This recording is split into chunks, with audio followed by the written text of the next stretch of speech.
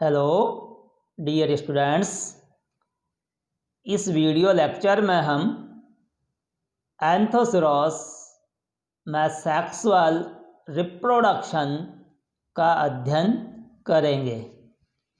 Dear students, एंथोसेरॉस की जातियाँ दो प्रकार की होती है।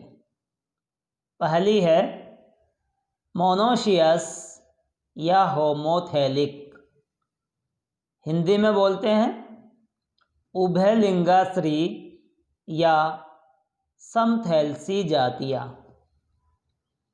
ऐसी जातियाँ जिनमें नर जननांग एवं स्त्री जननांग दोनों एक ही थैलस पर विद्यमान होती है, होमोथैलिक स्पीसीज कहलाती है। एंथोसेरॉस फ्यूजिफॉर्मिस, एंथोसेरॉस गोलेनी एंड एंथोसेरॉस पंक्टेटस, ये एंथोसेरॉस की होमोथैलिक स्पीसीज है। होमोथैलिक स्पीसीज प्रोटेंडरस होती है, यानी पुनपूर्वी होती है। प्रोटेंडरस का मतलब होता है कि इन जातियों में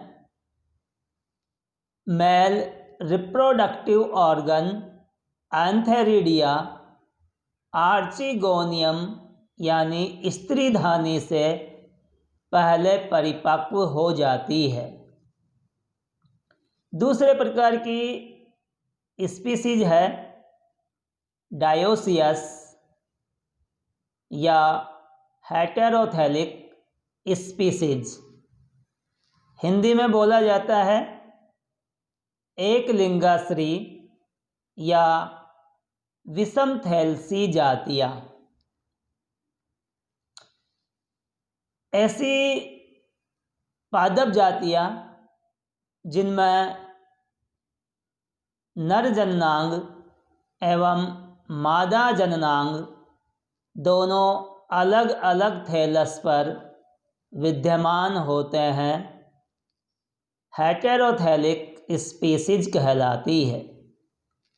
एंथोसेरॉस हेलाई, एंथोसेरॉस हिमालयंसिस एंड एंथोसेरॉस इरेक्टस आदि हेटेरोथैलिक स्पीसीज है।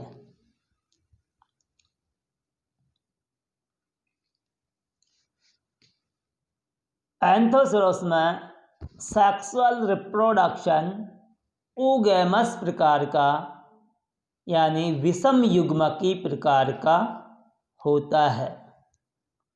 विषम युग्मकी सेक्सुअल रिप्रोडक्शन क्या है, इसे हम पहले के वीडियो लेक्चर में अच्छी तरह से समझ चुके हैं।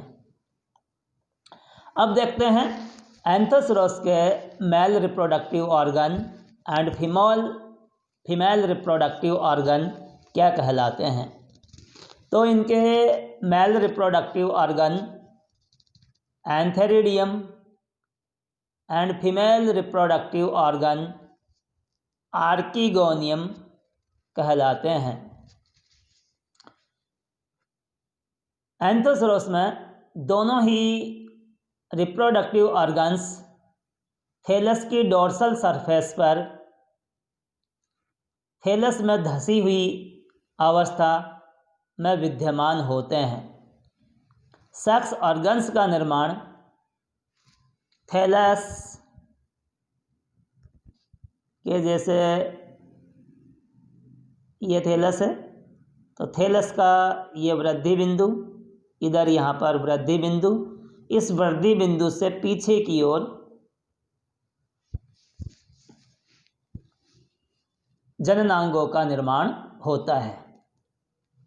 इसमें जननांगों का निर्माण दीप्ति काल यानी फोटो पीरियड द्वारा प्रभावित होता है और हासमान दीप्ति काल जननांगों के निर्माण के लिए अनुकूल होता है।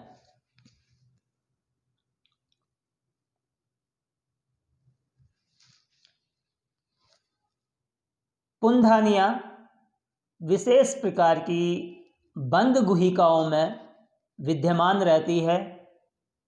इन बंद गुहिकाओं को एंथेरिडियल चैम्बर्स यानी पुंधानी प्रकोष्ठ कहा जाता है।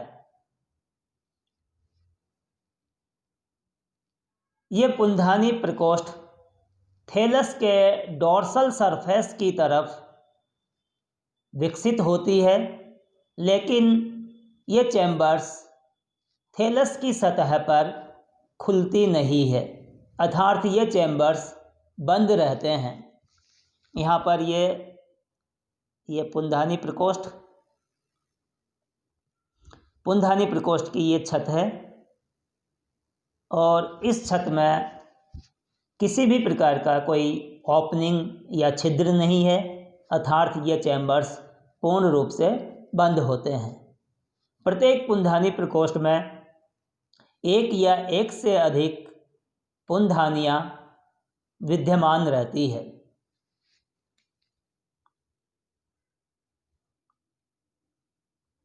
यहाँ पर आपको दो बड़ी पुंधानियाँ दिखाई गई है और ये दो बड़ी पुंधानियाँ, ये साइड में एक पुंधानी और डेवलप हो रही है।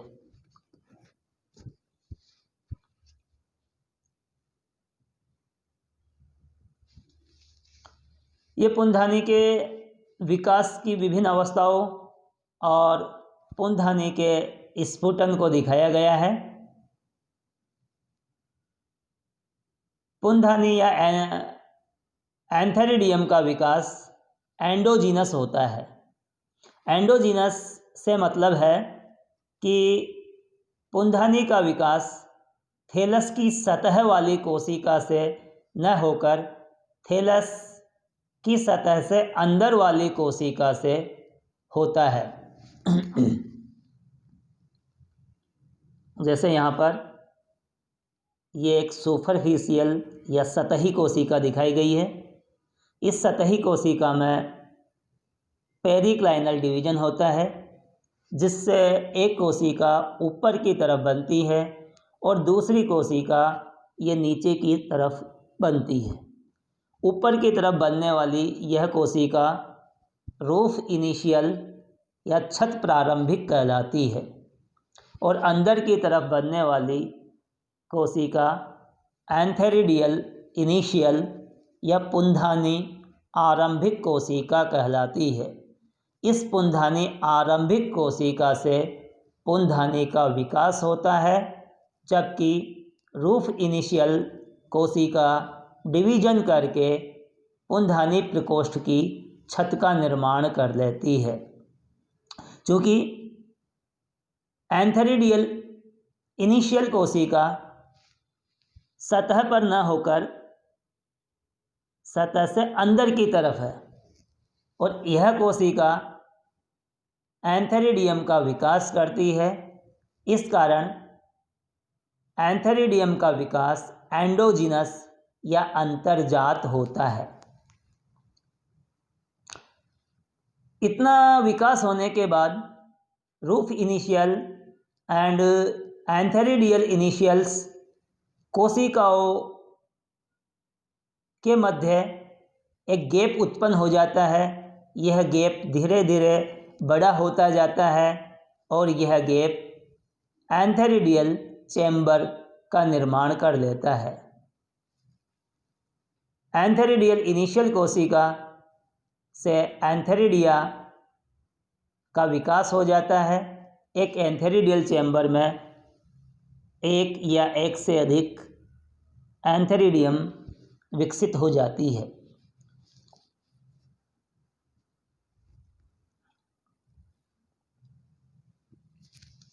अब देखते हैं एक मैच्योर यानी परिपक्व एंथेरिडियम की संरचना। परिपक्व एंथेरिडियम में दो भाग होते हैं। एक भाग बॉडी कहलाता है और दूसरा भाग इसका स्टॉक या व्रंत कहलाता है। बॉडी वाले भाग में कई सारी एंड्रोसाइट्स होती है। ये एंड्रोसाइट्स रूपांतरण द्वारा एंथेरोजोइड्स का निर्माण कर लेती है। स्टॉक एक दूसरे के ऊपर व्यवस्थित कोशिकाओं की 4 पंक्तियों से निर्मित होता है।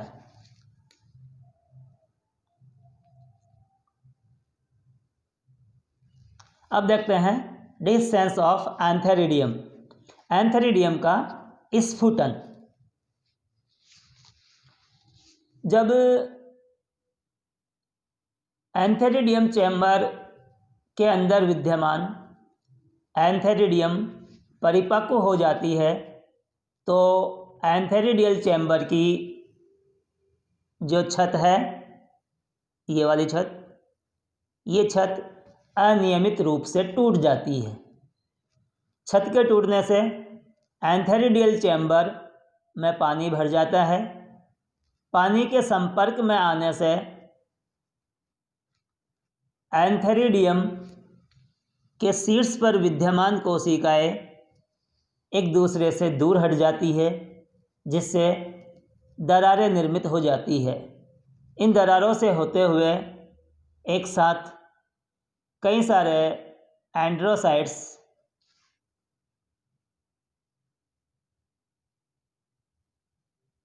बाहर निकल आते हैं। ये एंड्रोसाइट्स रूपांतरण द्वारा, कायांतरण द्वारा एंथेरोजोइड्स में रूपांतरित हो जाते हैं और जल में तैरने लग जाते हैं।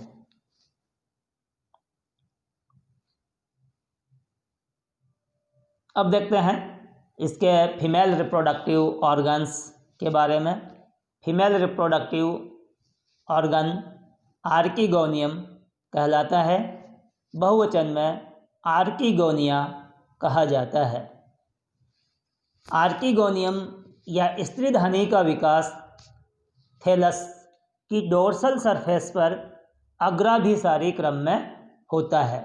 यानी कि आधार की तरफ पहली आर्किगोनियम बनेगी, फिर उसके ऊपर दूसरी, फिर तीसरी, फिर चौथी।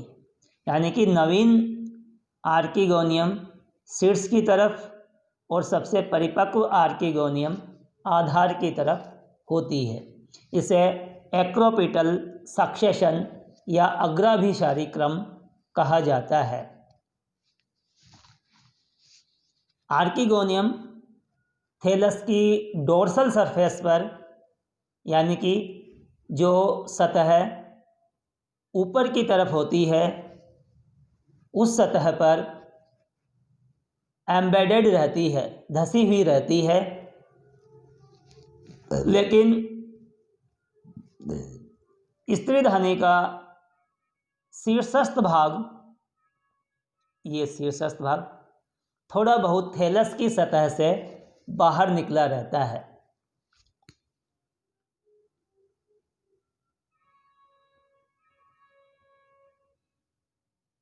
स्त्रीधानी 2 क्षेत्रों में विभेदित रहती है।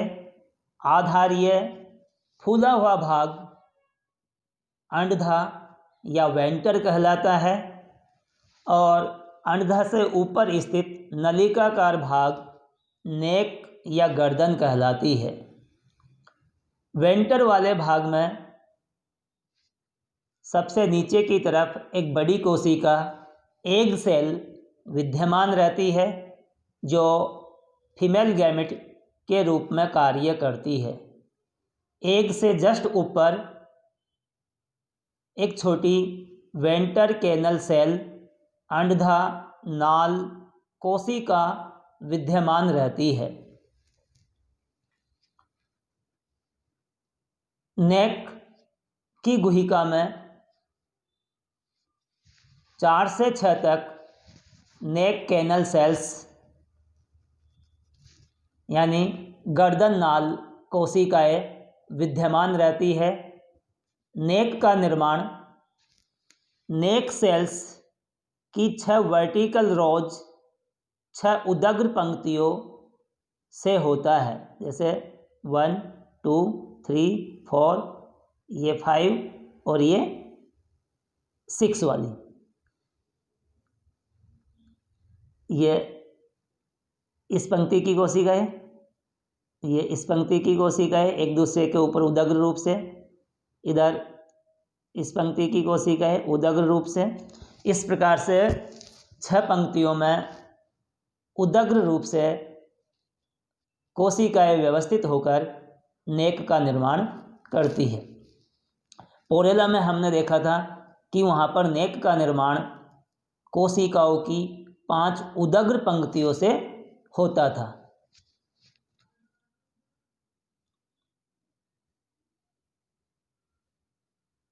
अब देखते हैं फर्टिलाइजेशन यानी निषेचन किस प्रकार से होता है। अभी हमने देखा था कि एंथेरिडियम के स्फुटित होने से एंथेरोजोइड्स जल में मुक्त हो जाते हैं। एंथेरोजोइड्स बाइफ्लैजिलेटेड यानी द्विकशाभिकीय होते हैं। कशाभिकाओं की सहायता से ये जल में तैरते हुए आर्किगोनियम तक पहुंच जाते हैं। आर्किगोनियम भी इसी समय परिपक्व हो चुकी होती है और आर्किगोनियम की गुहिका में विद्यमान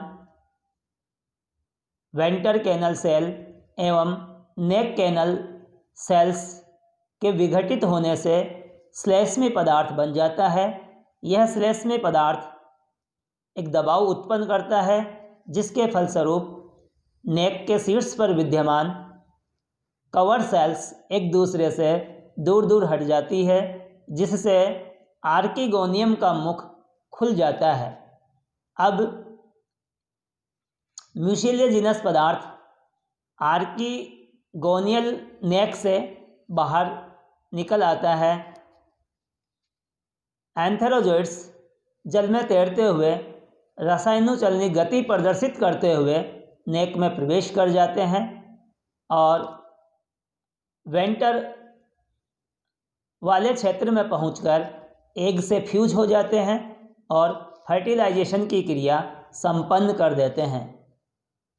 केवल एक ही एंथेरोजोइड एग के साथ फर्टिलाइजेशन करता है, बाकी एंथेरोजोइड फर्टिलाइजेशन नहीं कर पाते हैं। फर्टिलाइजेशन के फलस्वरूप एक द्विगुणित संरचना का निर्माण हो जाता है। यह द्विगुणित संरचना जाइगोट कहलाता है। यह जाइगोट शीघ्र ही अपने चारों तरफ एक मोटी भित्ति स्रावित कर लेता है। अब इसे ऊष्पोर या निषिक्तांड कहा जाता है। जाइगोट के निर्माण के साथ ही द्विगुणित प्रावस्था यानी स्पोरोफिटिक जनरेशन बीजाणुद्भिद पीढ़ी प्रारंभ हो जाती है। धन्यवाद।